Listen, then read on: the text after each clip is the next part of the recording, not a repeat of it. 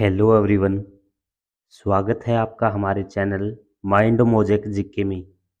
दोस्तों, आज की वीडियो में हम एसएससी एमटीएस हवलदार एग्जाम 2025 की वेरी वेरी इंपॉर्टेंट क्वेश्चंस करने वाले हैं जो परीक्षा में बार बार पूछे गए हैं। हमारा टारगेट रहेगा 25 क्वेश्चन में से 25 सही करना। जी हाँ साथियों, एसएससी एमटीएस में जीके जीएस के 25 क्वेश्चन पूछे जाते हैं। हर क्वेश्चन 3 नंबर का होता है, तो 75 नंबर की आपकी जीके जीएस पूछी जाती है। हमारा टारगेट रहेगा कि 75 में से 75 नंबर हम लेकर रहें। अगर हम ऐसा करते हैं तो सिलेक्शन हमारा निश्चित हो जाता है। अगर आपको किसी भी क्वेश्चन का आंसर पता है तो कमेंट बॉक्स में ज़रूर बताना। अगर आप एसएससी एमटीएस और हवलदार की तैयारी कर रहे हैं तो 50 में से 30 क्वेश्चन सही करके बताएं। एग्ज़ाम जो है सितंबर अक्टूबर के बीच आपको देखने को मिलेगा, तो अपनी तैयारी को बेहतर बनाए रखें। हमारे चैनल के साथ जुड़े रहें।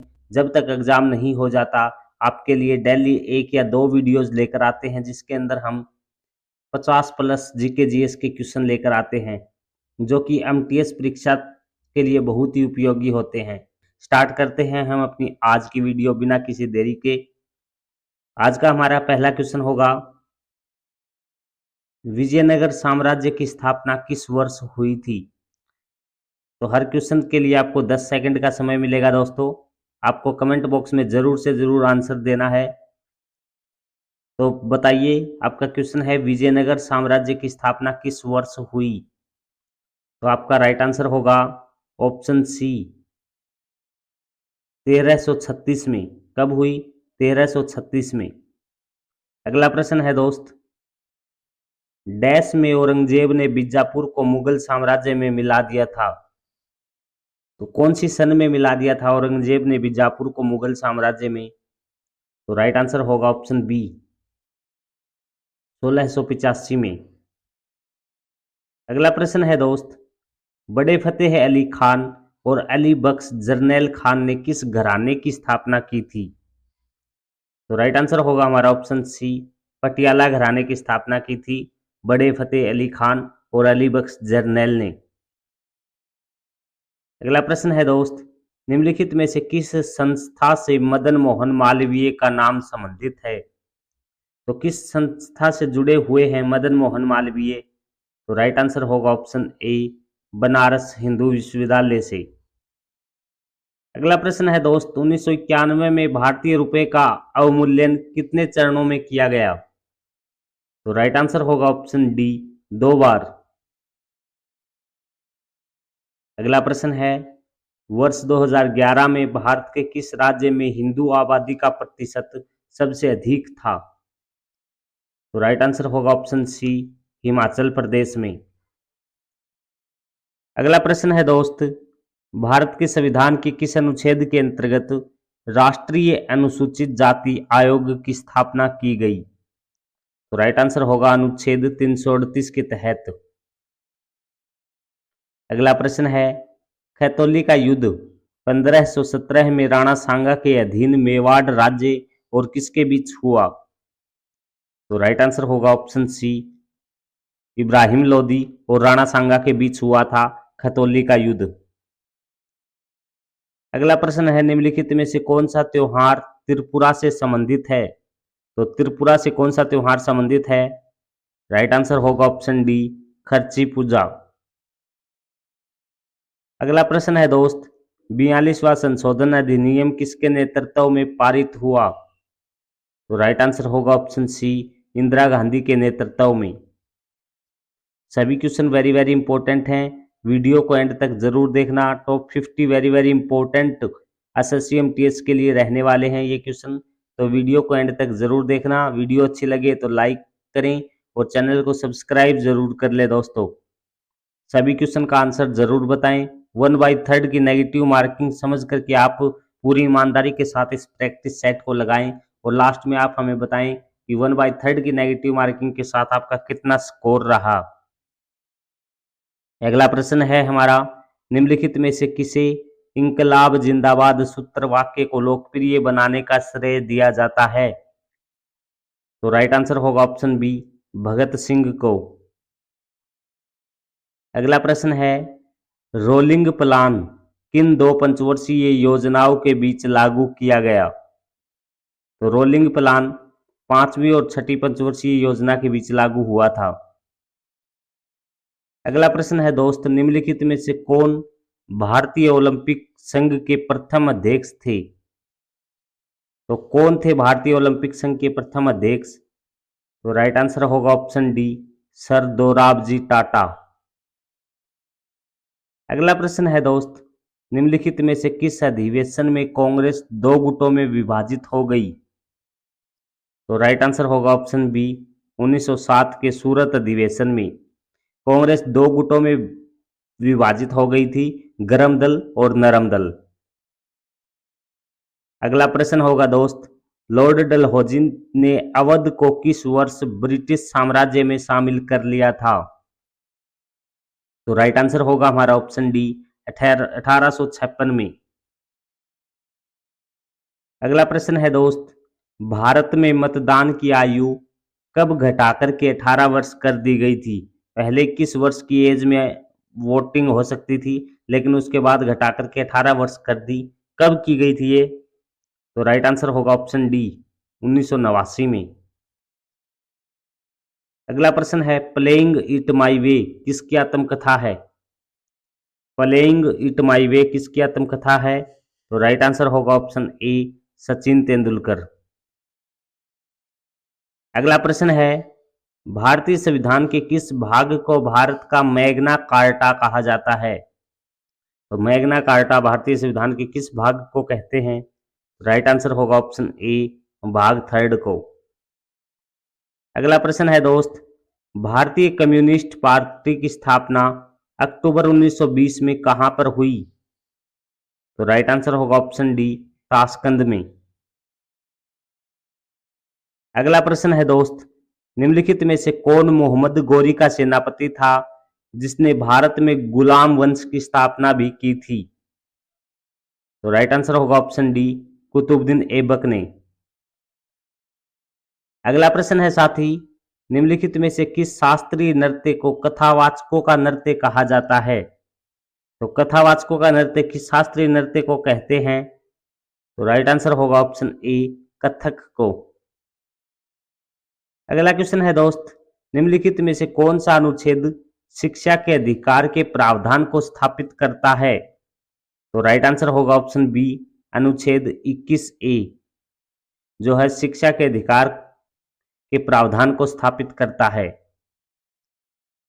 अगला प्रश्न है साथी, नागालैंड की अंगामी जनजाति फरवरी के महीने में कौन सा पर्व मनाती है? तो राइट आंसर होगा ऑप्शन ए, सैकरनी पर्व। अगला प्रश्न है दोस्त, नवंबर 1919 में अखिल भारतीय खिलाफत सम्मेलन कहां हुआ? तो राइट आंसर होगा ऑप्शन बी, दिल्ली में। अगला प्रश्न है, कौन सी पहाड़ी मेघालय के पठार का हिस्सा नहीं है? तो राइट आंसर होगा ऑप्शन ए, नीलगिरी पहाड़ियां। सभी क्वेश्चंस बहुत ही महत्वपूर्ण रहने वाले हैं साथियों। अगर आप एसएससी एमटीएस की तैयारी कर रहे हैं, अभी आपके पास कम से कम 20 दिन पड़े हैं, तो हम आपके लिए डेली 1 या 2 क्लास लेकर आते हैं जिसमें बहुत ही महत्वपूर्ण क्वेश्चंस करते हैं। हमारा टारगेट रहेगा कि जब तक एग्जाम कंप्लीट नहीं हो जाता, आपको बहुत ही महत्वपूर्ण 1000+ क्वेश्चन दिए जाएं, ताकि अगर आप उन क्वेश्चंस को पढ़ लो तो एक भी क्वेश्चन आपको बाहर से देखने को ना मिले। वेरी वेरी इंपॉर्टेंट क्वेश्चंस आपके लिए रखते हैं। अगर आपने क्वेश्चंस कवर कर लिए डेली, अगर आपने वीडियोस में हाजिरी लगाई, अपने प्रैक्टिस सेट को किया, तो मैं गारंटी देता हूं जीके जीएस में आपको 25 क्वेश्चंस में से 25 सही करने से कोई नहीं रोक सकेगा। तो वीडियो को एंड तक देखा करो। अगर चैनल पर पहली बार आए हो तो सब्सक्राइब करके बेल आइकन को प्रेस कर लीजिए, ताकि जब भी कोई न्यू वीडियो आए उसका नोटिफिकेशन आपको मिल जाए। तो बढ़ते हैं अगले क्वेश्चन की ओर दोस्त। अगला हमारा प्रश्न है, संविधान में निम्नलिखित में कौन सा अनुच्छेद किसी व्यक्ति को अपनी पसंद के वकील से परामर्श करने का अधिकार देता है? तो राइट आंसर होगा अनुच्छेद 22। अगला प्रश्न है दोस्त, the test of my life निम्नलिखित में से किस क्रिकेटर की आत्मकथा है? तो राइट आंसर होगा ऑप्शन बी, युवराज सिंह की। अगला प्रश्न है दोस्त, 15वीं शताब्दी ईस्वी में स्त्रियां नृत्य शैली किसके द्वारा पेश की गई थी? तो राइट आंसर होगा ऑप्शन सी, महापुरुष शंकरदेव के द्वारा। अगला प्रश्न है साथी, निम्नलिखित में से किसने 1878 के वर्नाक्युलर प्रेस अधिनियम को निरस्त किया था? तो राइट आंसर होगा ऑप्शन ए, लॉर्ड रिपन। अगला प्रश्न है दोस्त, माना जाता है कि भारत में औपचारिक ब्रिटिश शासन 1757 में किसके बाद शुरू हुआ था? तो राइट आंसर होगा ऑप्शन ए, प्लासी के युद्ध के बाद भारत में ब्रिटिश शासन शुरू हुआ था। अगला प्रश्न है, कौन सा लोक नृत्य देवी दुर्गा और महिषासुर के बीच कृत्रिम युद्ध को दर्शाता है? तो राइट आंसर होगा ऑप्शन डी, डांडिया रास। अगला प्रश्न है, निम्नलिखित में से किस अनुच्छेद में यह उल्लेख किया गया है कि नीति निर्देशक सिद्धांत न्यायालय द्वारा परिवर्तनीय नहीं है? तो राइट आंसर होगा अनुच्छेद 37 के तहत। अगला प्रश्न है, निम्नलिखित में से कौन सी नृत्य शैली बिहू नृत्य से प्रभावित है? तो राइट आंसर होगा ऑप्शन ए, स्त्रिया नृत्य शैली।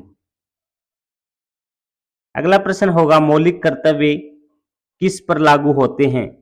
तो मौलिक कर्तव्य जो है नागरिकों पर लागू होते हैं, ऑप्शन डी सही उत्तर होगा।